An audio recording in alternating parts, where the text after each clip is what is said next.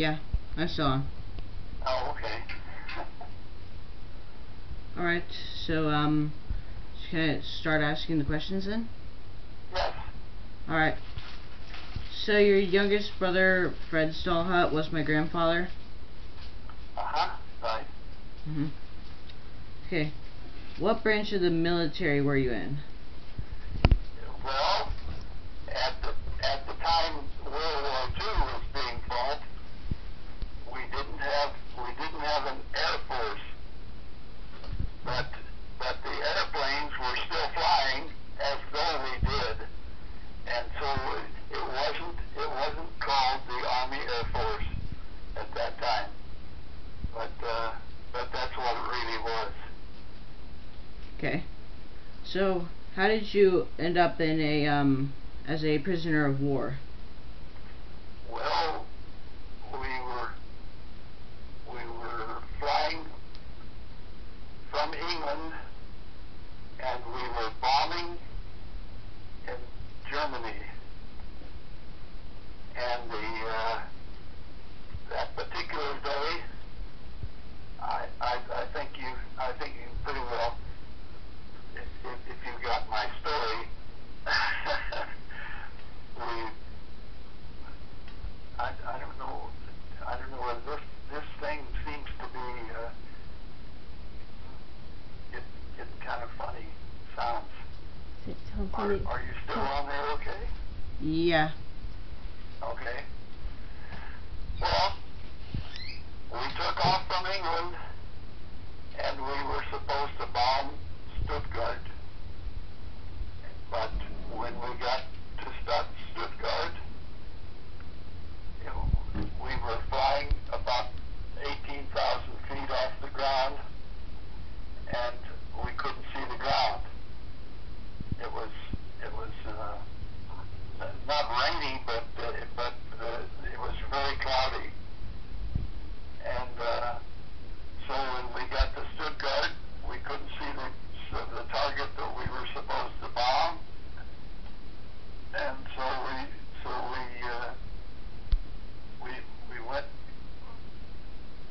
went a little ways past the target, and then we turned around and went back, and we still couldn't see the ground. So, but the thing was,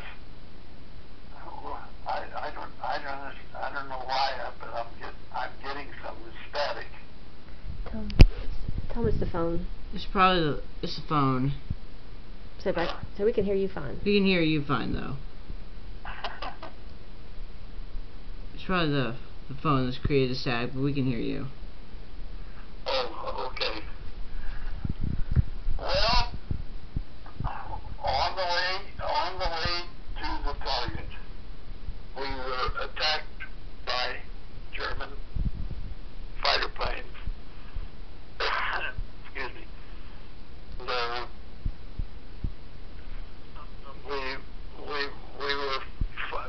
They were shooting at us, and we got one engine that was no longer working, and so while we went past the target, turned around, and we come back to the target again, and we still couldn't see the ground. But a short time after that, we got another engine that wasn't working. So the problem was with two engines instead of four, you use a lot more gasoline, and the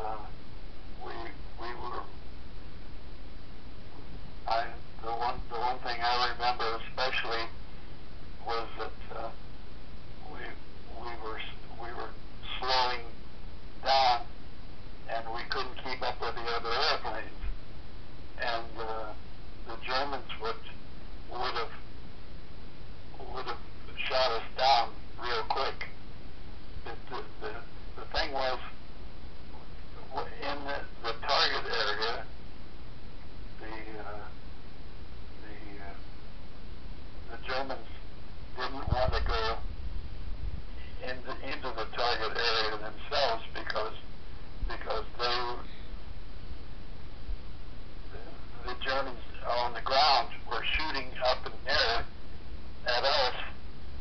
the German fighter planes didn't want to go into that area, so they took that time to go back down and get more gasoline on in their airplane, and so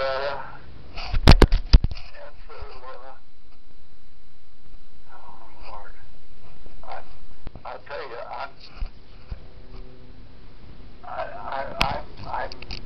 very hard to understand. I think sometimes the thing was I had a stroke. That's a serious thing. We heard about that stroke. Yeah, I heard about that.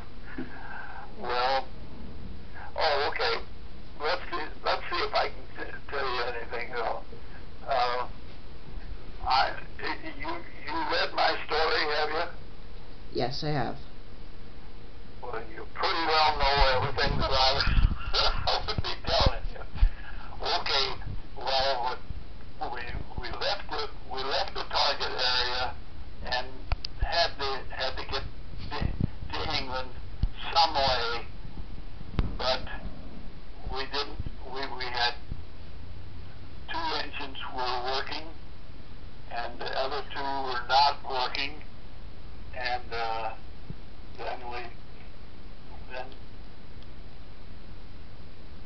then the pilot told me to transfer the gasoline from those dead engines over to the live engines, and so that we'd go as far as we could, and we were bombing Stuttgart, and that was a city in Germany, and so we had to go through France to get back to England, and so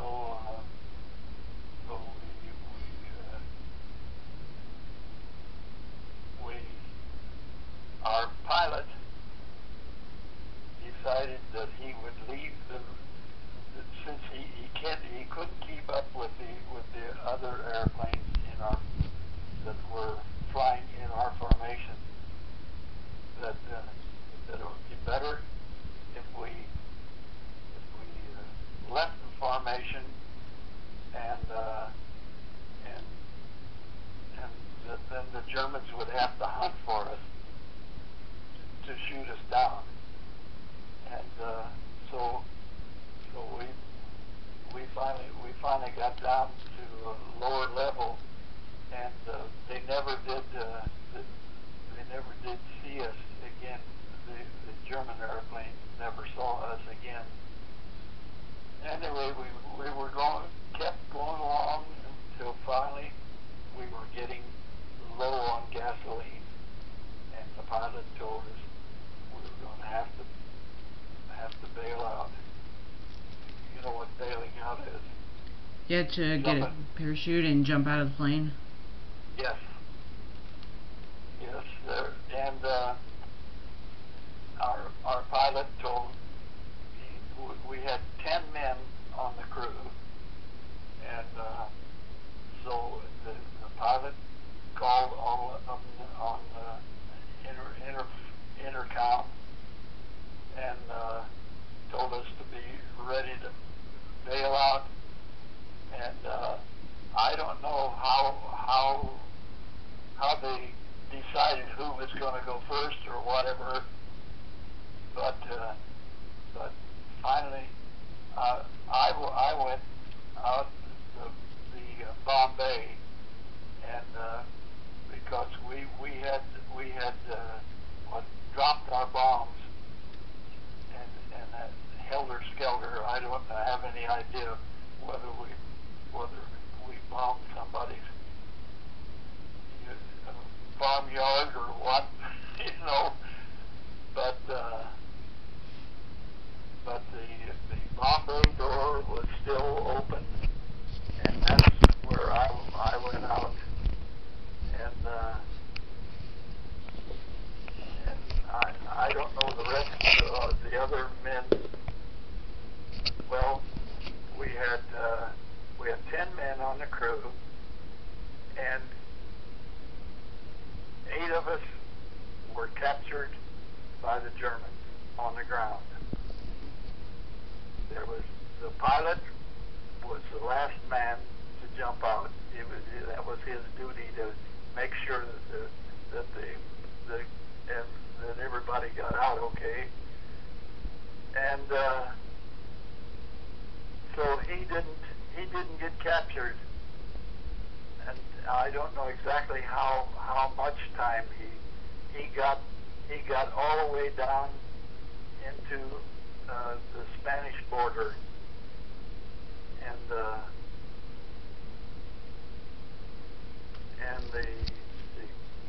bombardier, not the bombardier, the tail gunner, the last, and I don't know exactly what position who was jumping out, but he got all the way down into southern France, and then he got into Switzerland, and Switzerland was not in the war,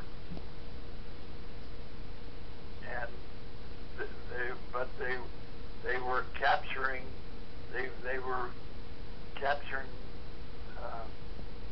Americans that were, there was, Lord, I'm very hard. That were I'm hard. they're bailed out? Hard to understand, I think, anymore. But anyway, this guy, this tail gunner, got into Switzerland, and they had a camp. The Swiss had a camp of Americans that had gone to Switzerland before, and so they set up camp for him, and I never heard from him until after the war was over. Most of the officers were taken prisoner. We were all taken prisoners the first time,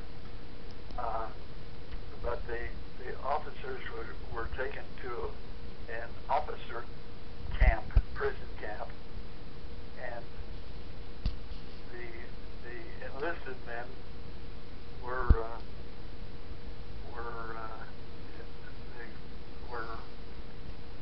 taken to a prison camp in Germany, and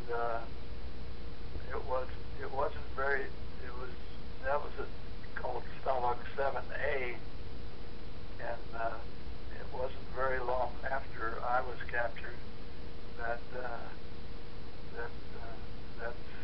Stahlhut 7A, all the American Air Force men were put on a train, and we were taken down into Austria, and it was a place called Stalag 17B, and that's where I spent my year and 8 months. Okay. In the camp, did you get any letters from home? Yes. You were Yes, we did. Who sent it? Who sent them to you? What? Who sent the letters to you? Well, I got a number of letters, but it was, you see, I'm going to meetings now every week where we have a few guys that were prisoners of war, and most of these guys were only held as prisoner a short time, but I was held for a year and 8 months, and so that gave me time to send letters back home and receive letters from my wife. I wasn't married at that time, but we were dating when I went into the service, and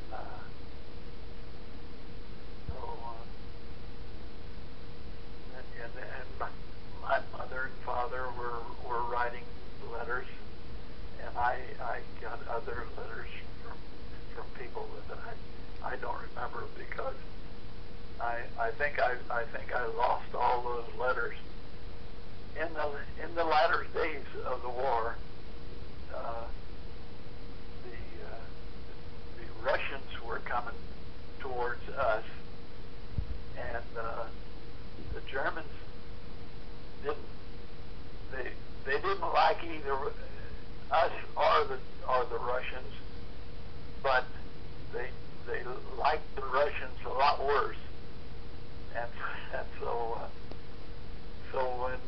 when the Russians got near our camp, they put us, what do you call it, oh Lord, I wish I could talk better, but they were we were in comparatively small groups, and we were going along, and I guess it was about oh golly, I don't know exactly, but we finally got into the German countryside, and where the Americans were coming in, and so that way we didn't have anything to do with the Russians. I understand that that some of our people were handicapped, were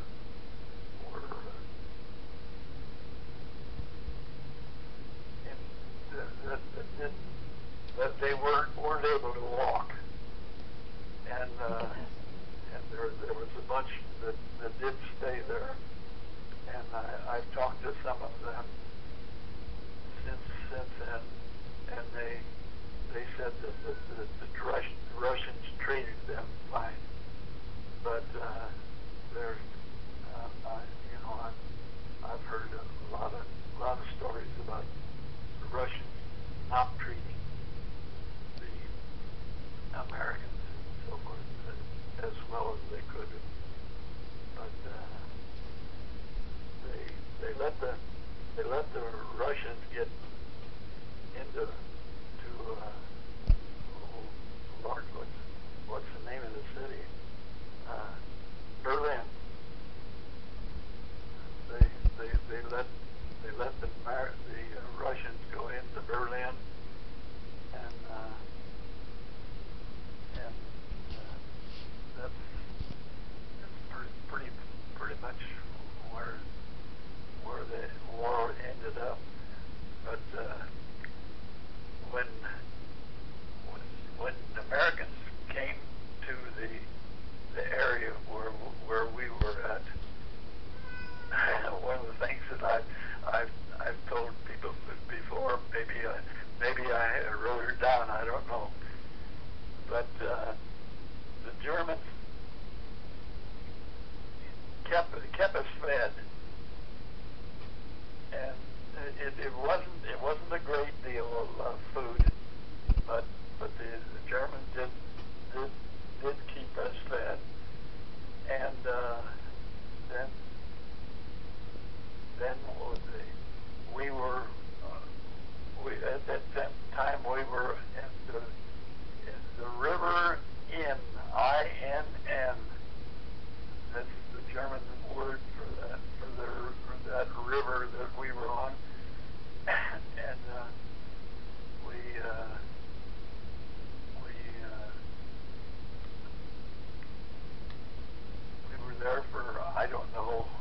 how long, maybe a week or two or something like that.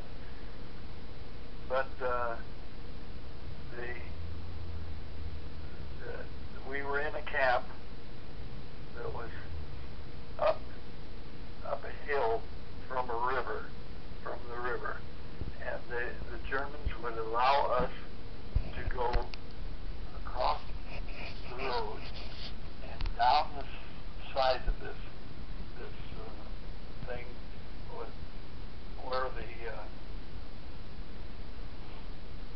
where the river was at, and we were able to go down there and get water to drink, and that was one of the things that was kind of nasty, not having anything to drink, but anyway,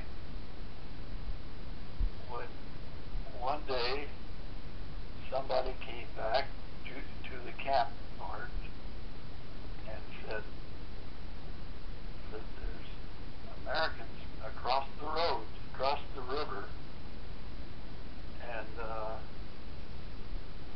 so the German guys that captured us,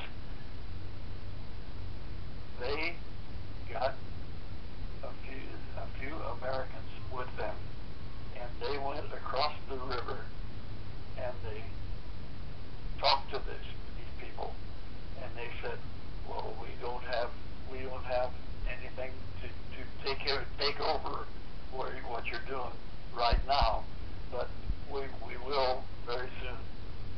And so the next day or so, something like that, there was jeeps, American jeeps, come along, and so they made prisoners then of the Germans and turned us loose, but we were supposed to stay where we were at. But after 2 or 3 days, we began to get hungry because the Americans were not getting food to us, but the Germans stopped feeding us. So there was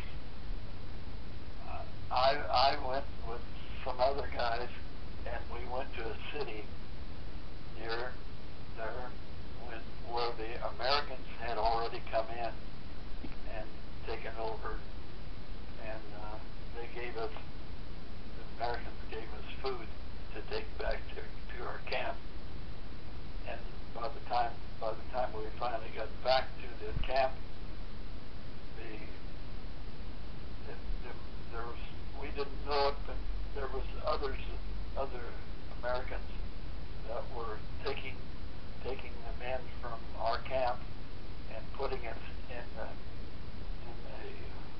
factory that was no longer operating, and they put us in that factory, and we stayed there for a short time, and then pretty soon they got American airplanes coming down close there, and I think I've mentioned all that stuff before. You probably will get more information from what what was in my story. Okay. Did you ever get visitors at your camp? Did what? Were there ever visitors at your camp? The camp you were in? Well, I'm sorry, I don't understand. Did you ever get any visitors when you were in camp or in prison? Prisoner. Yeah, well, let's see. Not the latter ones. In the early part of when I was a prisoner, they had a camp for interrogation, for talking to you and wanting to know what knew that they didn't know, and I spent let's see, I spent a couple of weeks, I think it was, and this guy, the German guy, would ask me questions, and then as soon as he starts asking me questions that I wouldn't tell him, then he'd get nasty, and he threatened to turn you over to the Gestapo or something like that, and but after they interrogated me a number of times,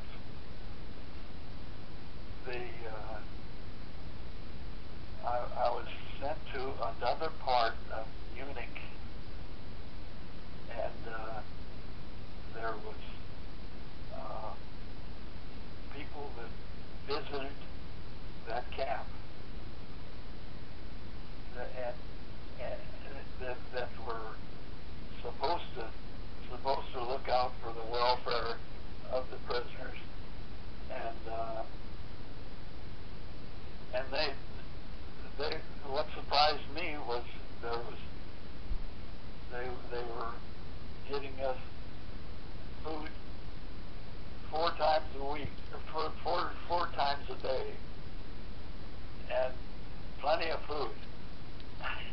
Of course, when they sent me on to my permanent camp,